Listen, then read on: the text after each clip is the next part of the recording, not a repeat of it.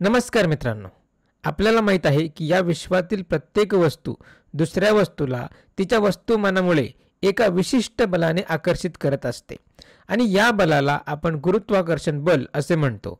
उदाहरणार्थ सूर्य आणि पृथ्वी एकमेकांना या गुरुत्वाकर्षण बलामुळे ओढत असतात. मग या व्हिडिओमध्ये आपण काय पाहणार आहोत ते म्हणजे जर आपण या वस्तूंमधील अंतर बदलले किंवा त्यांचं वस्तुमान बदलले तर त्याचा या गुरुत्वाकर्षण बलावर काय परिणाम होईल, हेच या व्हिडिओच्या माध्यमातून आपण समजून घेण्याचा प्रयत्न करू. उदाहरणार्थ जर पृथ्वी सूर्यापासून दुप्पट लांब गेली तर या गुरुत्वाकर्षण बलाचं काय होईल, किंवा जर सूर्याचं वस्तुमान दुप्पट झालं किंवा पृथ्वीचं वस्तुमान तिप्पट झालं तर हे बल कसे बदलेल, हेच आपण या व्हिडिओमध्ये समजून घेणार आहोत. आता सुरू करण्यापूर्वी आपण आधीच पाहिलं आहे की कोणत्याही दोन वस्तूंमधील हे गुरुत्वाकर्षण बल कसे मोजायचे. मग ज्या नियमाने आपण ते मोजतो त्याला गुरुत्वाकर्षणाचा वैश्विक नियम असं म्हणतात. तर हाच तो नियम आहे. इथे F म्हणजे गुरुत्वाकर्षण बल, G हा एक वैश्विक स्थिरांक आहे व त्याची किंमत खूपच लहान संख्या आहे, ती म्हणजे 6.67 × 10⁻11. त्यानंतर M1 आणि M2 हे त्या दोन वस्तूंचे वस्तुमान आहेत. तर आपल्या या उदाहरणामध्ये M1 म्हणजे सूर्याचं वस्तुमान आणि M2 म्हणजे पृथ्वीचे वस्तुमान. तसेच D म्हणजे या दोन वस्तूंच्या केंद्रांमधील अंतर, म्हणजेच सूर्याच्या केंद्रापासून पृथ्वीच्या केंद्रापर्यंतचे अंतर. अर्थातच ही आकृती प्रत्यक्ष आकारमानानुसार नाही, हे लक्षात घ्या. त्याचप्रकारे बघा, जर तुम्हाला या नियमाबद्दल अधिक स्पष्टता हवी असेल तर गुरुत्वाकर्षणाची ओळख या आधीच्या व्हिडिओमध्ये आपण यावर विस्तृत चर्चा केलेली आहे. तर तुम्ही तो व्हिडिओ बघून घ्या, मग यावर तुम्हाला अजून कल्पना येऊन जाईल. तर मग हे इथपर्यंत आपण पाहिलं. चला आता पाहूया की जेव्हा आपण या मूल्यांमध्ये बदल करायला लागतो, म्हणजेच त्यांचे वस्तुमान किंवा मग त्यामधील अंतर बदलतो, तेव्हा गुरुत्वाकर्षण बलावर काय परिणाम होते. तर प्रथमतः असं म्हणूया की या दोन वस्तूंमधील अंतर दुप्पट झाले. मग त्या बलाचे काय होईल. जर या दोन वस्तूंमधील अंतर दुप्पट झाले तर पृथ्वी आता सूर्यापासून पूर्वीच्या तुलनेत 2 पट दूर जाईल. म्हणजे हे अंतर आता 2D होईल, कारण आधी ते D होतं आणि आता दुप्पट म्हणजे 2D झाले. मग आता या गुरुत्वाकर्षण बलाचं काय होईल. हे बल आता किती असेल आणि आपण ते कसं मोजायचं. तर मग या बलाला आपण F1 असे नाव देऊया. तर मग हे नवीन बल आहे, बरोबर, म्हणून याला आपण F1 असे नाव दिले. मग आता आपण हा वैश्विक नियम वापरू शकतो. मग आपण म्हणू शकतो की बघा, F1 बरोबर G × M1 × M2. तर बघा, त्यांचे वस्तुमान अजूनही तेच आहेत, फक्त अंतर बदललेलं आहे, म्हणून वस्तुमान अजूनही M1 × M2 असेल, भागिले त्यांच्यातील नवीन अंतर म्हणजे 2D. तर आता हे होईल 2D आणि कंसाचा वर्ग. हे तुम्हाला समजतंय का. कारण वैश्विक नियम असं सांगतो की आपण अंतराच्या वर्गाने भागावे. तर नवीन अंतर आहे 2D, म्हणून हे होईल 2D कंसाचा वर्ग. मग आता हे सोपं करूया. ते होईल G × M1 × M2 भागिले 2चा वर्ग म्हणजे 4 आणि D वर्ग. मग आता मला काय जाणून घ्यायचं आहे, तर ते म्हणजे गुरुत्वाकर्षणाचे बल काय होईल. ते दुप्पट झालं का की ते अर्ध झालं. तर मग त्याचं काय झालं.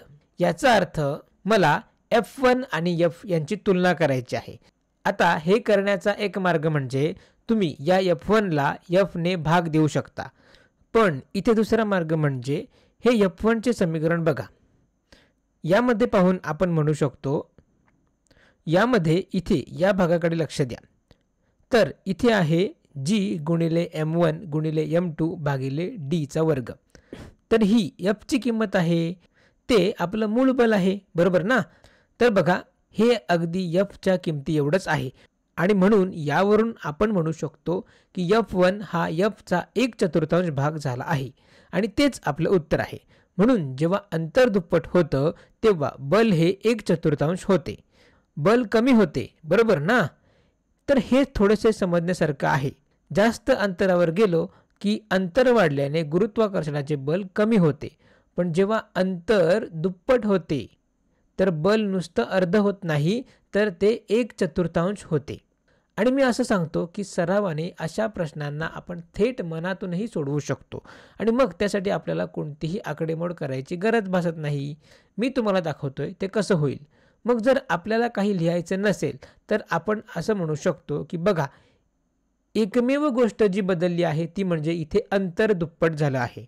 मग आपण आपल्या मूळ सूत्राकडे जाऊ आणि म्हणू डीच्या ऐवजी आता 2D असेल आणि तो पूर्ण भाग वर्ग होईल आणि वर्गामुळे 2चा वर्ग म्हणजे 4 होतो. म्हणूनच 4 हा छेदामध्ये येतो आणि परिणामी आपलं मूळ बल 4ने भागलं जातं. म्हणूनच बल आता 1/4 होते. ठीक आहे. पण सुरुवातीला जेव्हा आपण हे करत असतो तेव्हा ते आपण पायरी पायरीने लिहून करत असतो. पण सरावाने हे आपण मनातूनही सहज करू शकतो. आता तुम्ही एक प्रयत्न करू शकता का? तुम्हाला काय वाटतं? जर अंतर तिप्पट झालं तर काय होईल? व्हिडिओ थोडा वेळ थांबवा आणि प्रयत्न करा. ठीक आहे.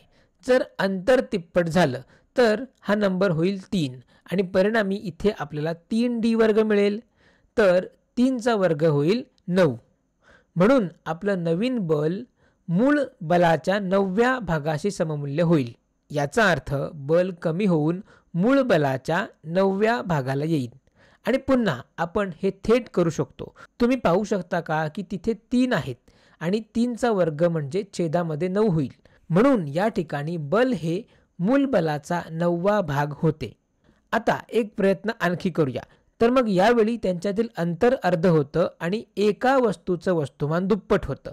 मग ठीक आहे, पुन्हा आपण याची आकृती काढूया. तर मग बघा, त्यांच्यातील अंतर अर्धे झाले म्हणजे ते एकमेकांजवळ येतात आणि आता अंतर हे D/2 होते. त्यानंतर जर एक वस्तुमान दुप्पट झाले, मग इथे कोणते वस्तुमान दुप्पट होते हे नक्की नाही.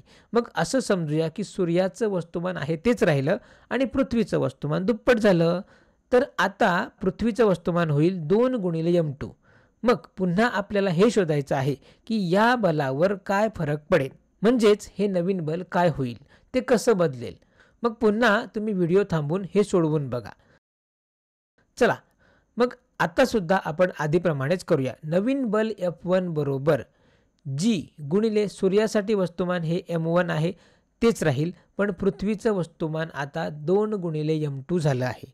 मग हे पृथ्वीचं नवीन वस्तुमान आहे म्हणून आपण m2 ऐवजी 2m2 घेतले भागिले अंतर. तर मग अंतर आता Dच्या ऐवजी D/2 म्हणजे अर्धे झाले आहे.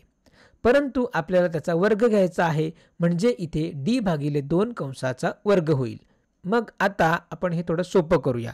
तर चला हे 2 मी बाहेर काढतो. मग आपल्याला मिळेल 2 × G गुणिले M1 गुणिले M2 भागिले D/2चा वर्ग म्हणजे Dचा वर्ग भागिले 4.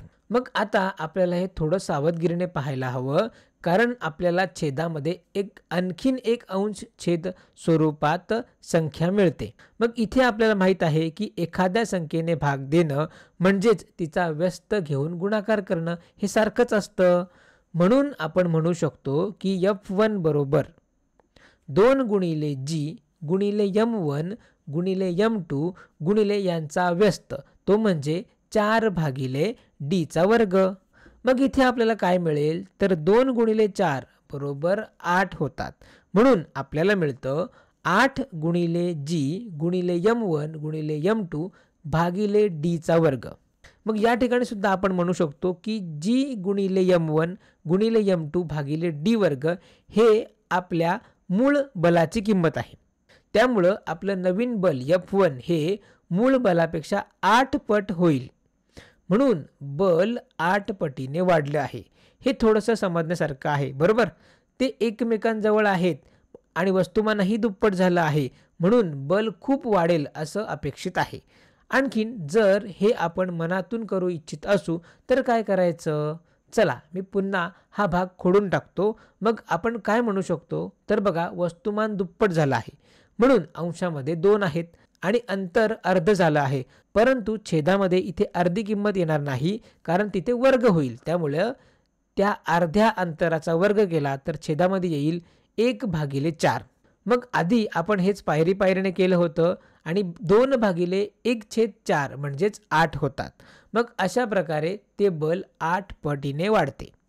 ठीक आहे, आता एक शेवटचं बघूया फक्त सरावासाठी. तर हे आधीपेक्षा जरा किचकट व मोठे आहे, त्यामुळं काळजीपूर्वक बघा. तर इथे सांगितलं आहे की त्यांच्यातील अंतर चौपट झालं आहे, एकाचं वस्तुमान दुप्पट झालं आहे आणि दुसऱ्याचं वस्तुमान चौपट झालं आहे. चौपट म्हणजे 4 पटीने वाढलेलं. आता तुम्ही हा व्हिडिओ थांबवून हे आपलं उदाहरण स्वतःहून सोडवून पाहू शकता का? मग व्हिडिओ पुन्हा थांबवा, याची आकृती काढा व ते सोडवा. ठीक आहे, जर याची आकृती काढली तर ते असे दिसेल. त्यांच्यातील अंतर आता 4D इतके झाले आहे, कारण ते 4 पटीने वाढले. चला मग असं समजूया की सूर्याचं वस्तुमान दुप्पट झालं आहे आणि पृथ्वीचं वस्तुमान चौपट झालं आहे. मग याने काही फरक पडत नाही. जरी सूर्याचं वस्तुमान 4 पटीने वाढलं असतं आणि पृथ्वीचं वस्तुमान दुप्पट झालं असतं, तरीही उत्तर तेच राहील. ठीक आहे, मला खात्री आहे की तुम्ही हे पायरी पायरीने स्वतःहून सोडवू शकता. मग इथे मी थेट सोडवतो. मी हे समीकरण पाहतो आणि म्हणतो, अरे M1 दुप्पट झालं आहे म्हणून अंशामध्ये मी 2 लिहिले. त्यानंतर M2 4 पट झाले आहे म्हणून पुन्हा अंशामध्ये मी गुणिले 4 लिहिले. भागिले आता D ची किंमत किती झाली बरं? तर D सुद्धा 4 पटीने वाढला आहे, त्यामुळं छेदामध्ये 4 येणार नाही, कारण आपण D चा वर्ग घेतो बरोबर. म्हणून छेदामध्ये 4 चा वर्ग म्हणजे 16 होईल. मग बघा 4 गुणिले 2 बरोबर 8 भागिले 16. मग या ठिकाणी 8 एके 8 आणि 8 दुने 16. मग आपल्याला इथे छेदस्थानी 2 मिळेल. तर हेच आपलं उत्तर आहे. इथे असं समजतं की बल अर्धे झाले. म्हणून जर तुम्हाला जाणून घ्यायचं असेल की जेव्हा वस्तुमान किंवा अंतर बदलतात तेव्हा गुरुत्वाकर्षण बल कसे बदलते, तर अशा वेळी आपण नवीन बलाचं पुनर्लेखन करतो, त्यात नवीन मूल्य ठेवतो आणि एकदा का ते मिळालं की आपण नवीन समीकरणाची जुन्या समीकरणाशी तुलना करतो आणि पाहतो की नवीन बल आणि जुने बल यामध्ये काय नाते आहे. तर हे सर्व वैश्विक गुरुत्वाकर्षणाच्या नियमावर आधारित आहेत. या व्हिडिओमध्ये इतकंच. धन्यवाद.